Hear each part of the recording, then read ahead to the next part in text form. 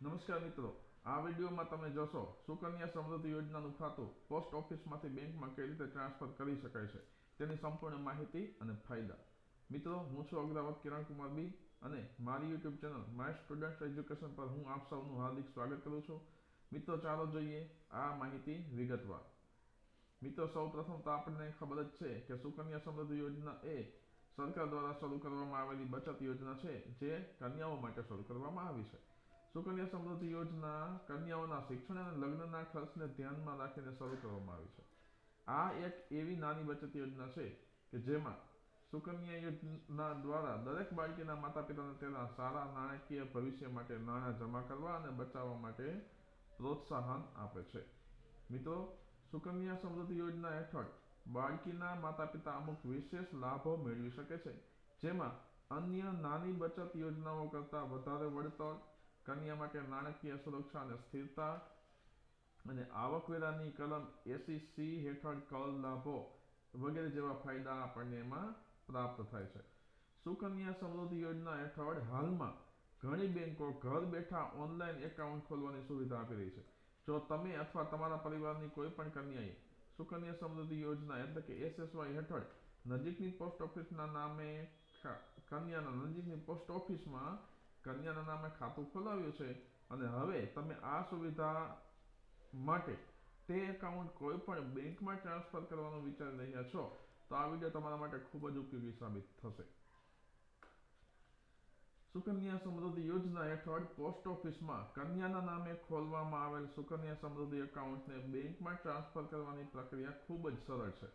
વધુ સારી સગવડ અને સરળ એક્સેસ માટે તમે તમારા SSY એકાઉન્ટને પોસ્ટ ઓફિસમાંથી બેંકમાં ટ્રાન્સફર કરવા માટેની સ્ટેપ બાય સ્ટેપ પ્રક્રિયા અહીં ચેક કરી શકો છો. તો ચાલો જોઈએ આપણે આ પ્રક્રિયા. સૌપ્રથમ તો તમારે તમારા નજીકના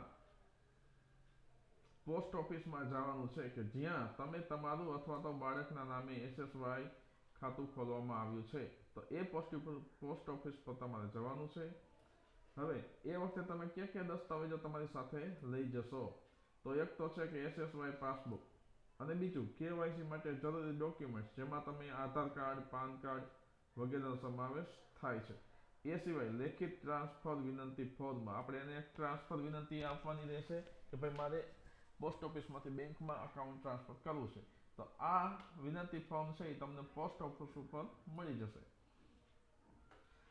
ત્યારબાદ પોસ્ટ ઓફિસમાં પોસ્ટ કરાયેલા કર્મીને તમે તમારું SSY એકાઉન્ટ તમારી નજીકની બેંકમાં ટ્રાન્સફર કરવા માંગો છો એના વિશે તમારે વાત કરવાની રહેશે. પછી તમારે SSY એકાઉન્ટના ટ્રાન્સફર માટે રિક્વેસ્ટ ફોર્મ ભરવું પડશે. તમારું SSY એકાઉન્ટ ટ્રાન્સફર કરવા માટે પોસ્ટ ઓફિસમાં રિક્વેસ્ટ ફોર્મ સબમિટ કરો અને તમારી પાસબુક અને જરૂરી દસ્તાવેજો પણ તમારે એમાં સાથે આપવાના રહેશે.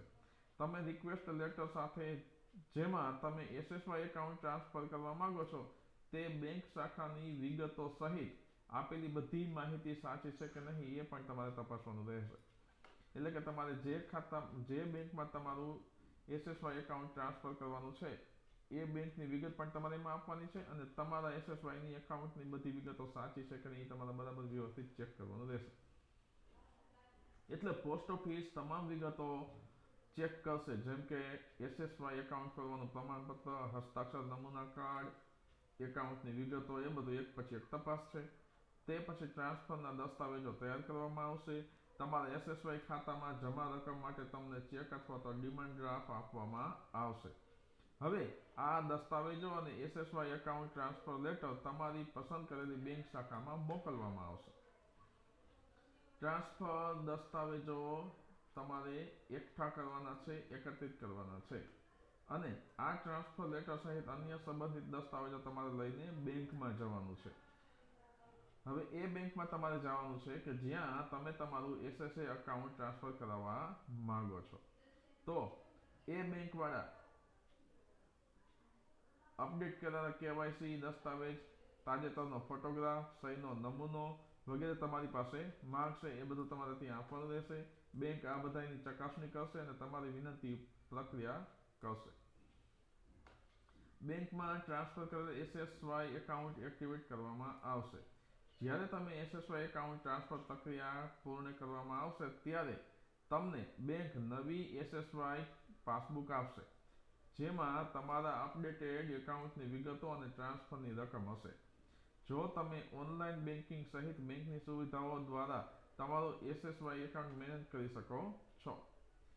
જો કે તમે તમારા SSY એકાઉન્ટનું સંચાલન ત્યારે જ કરી શકશો જ્યારે બેંક દ્વારા આ સુવિધા તમને આપવામાં આવશે. એટલે કે આપણને નેટ બેન્કિંગની સુવિધા બેંક આપવામાં આવશે ત્યારે જ આપણે એને ઉપયોગ કરી શકીશું. હવે આપણે જોઈએ SSY એકાઉન્ટને પોસ્ટ ઓફિસમાંથી બેંકમાં ટ્રાન્સફર કરવાના શું ફાયદા છે. તો એક તો એ છે કે તમારા સુકન્યા સમૃદ્ધિ યોજનાના એકાઉન્ટ પોસ્ટ ઓફિસમાંથી બેંકમાં ટ્રાન્સફર કરવાથી તમારી દીકરીના એકાઉન્ટને મેનેજ કરવાનું વધારે સરળ બની શકશે. બેંકો પાસે ઘણી વખત વધારે શાખાઓ અને ATMની સુવિધાઓ હોય છે, જે ડિપોઝિટ અને એકાઉન્ટ મેનેજમેન્ટને વધારે અનુકૂળ બનાવે છે. ઘણી બેંકો SSY ખાતા માટે ઓનલાઈન અને મોબાઈલ બેન્કિંગ સુવિધા પૂરી પાડે છે, જેથી તમે કોઈ પણ સમયે બેલેન્સ ચેક કરી શકો છો અને પૈસા જમા કરી શકો છો. બેંકો સામાન્ય રીતે પોસ્ટ ઓફિસની સરખામણીમાં ઝડપી પ્રક્રિયા અને વધારાની સેવાઓ પૂરી પાડે છે. બેંકો રોકડ, ચેક અથવા તો ઓનલાઈન ટ્રાન્સફર દ્વારા થાપણો સ્વીકારે છે. ઘણી બેંકો તમને SSY એકાઉન્ટ બેલેન્સ અને ઇતિહાસને લગતી ડિજિટલી ટ્રેક કરવાની મંજૂરી પણ આપે છે. અને બેંકો પાસે ઘણીવાર વધારે સારું ઇન્ફ્રાસ્ટ્રક્ચર અને સેવાઓ હોય છે, જેમ કે ખાતાની સમય મર્યાદા માટે ઓટોમેટિક રિમાઇન્ડર્સ. તો આવા ફાયદા છે એ આપણને આમાં પ્રાપ્ત થાય છે. તમારું એકાઉન્ટ ટ્રાન્સફર કરતી વખતે તમારે આટલી બાબતોનું ધ્યાન રાખવાનું છે કે એક તો ફી ચેક કરવાની રહેશે. કેટલીક પોસ્ટ ઓફિસો નજીવી ટ્રાન્સફર ફી લઈ શકે છે, જે સામાન્ય રીતે ₹100ની આસપાસ હોય છે. એટલે કે ઘણી પોસ્ટ ઓફિસ છે ₹100ની આજુબાજુમાં ટ્રાન્સફર ફી લે છે. તો આગળ વધતા પહેલા આ ચાર્જ વિશે તમારે જાણકારી મેળવી લેવી જરૂરી છે. ત્યારબાદ ભવિષ્યના સંદર્ભ માટે તમે જે દસ્તાવેજો સબમિટ કરેલા છે એની તમામ નકલો તમારી પાસે તમારે સાચવી રાખવાની છે. એ સિવાય બેંક સાથે પણ તમારે સંકલન કરવાનું છે કે તમે બેંકને પણ તમારે પહેલા પૂછી જવાનું છે કે તમે આ રીતે ટ્રાન્સફર ખાતું કરો છો કે નહીં. જો તમારી પસંદ કરેલી બેંક SSY માટે ઓનલાઈન સેવાઓ પ્રદાન કરે છે તો પૂછો કે ટ્રાન્સફર પૂર્ણ થયા પછી રજિસ્ટ્રેશનની પ્રક્રિયા કે રજિસ્ટ્રેશનની પ્રોસેસ શું હશે. તો મિત્રો, આશા છે કે મારો આ વિડીયો તમને જરૂર પસંદ આવ્યો હશે. જો મારો આ વિડીયો તમને પસંદ આવેલો હોય તો મારી YouTube ચેનલને તમે સબસ્ક્રાઇબ કરજો, લાઇક કરજો વિડીયોને અને તમારા અન્ય મિત્રોને પણ આ વિડીયો છે શેર કરજો. ધન્યવાદ.